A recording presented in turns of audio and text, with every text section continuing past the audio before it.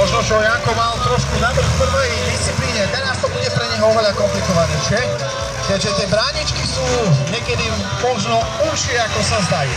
A on má vlastne asi ten najširší traktor, ktorý momentálne na rošte máme, tak trošku mal samozrejme aj nejaké otázky, ale tak Jan je veľmi kvalitný šofér a každý deň používa rôzne, či už traktory alebo iné mechanizmy. A teraz sa ukáže, aký je majster v cúvaní.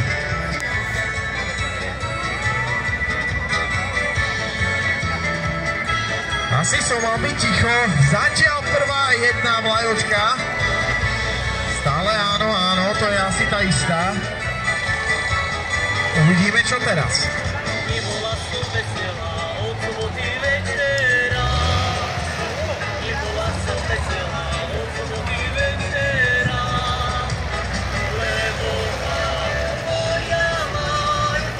Druhá bránička zatiaľ bez penalizácie, čo je veľmi dobré. A uvidíme teraz, ako sa mu to podarí, či už tretiu, alebo tu finálny, alebo respektíve finálny terč, bez nejakých komplikácií.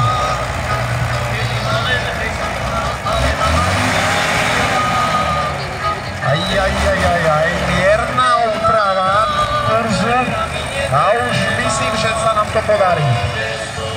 Je to tam, máme biele vlajočky, nech sa páči, poď dopredu.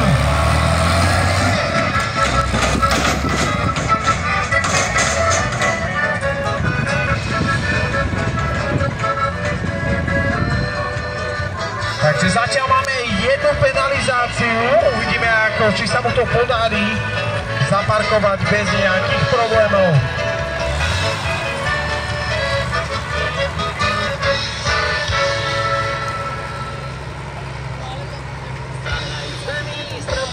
Je to tam, pozor.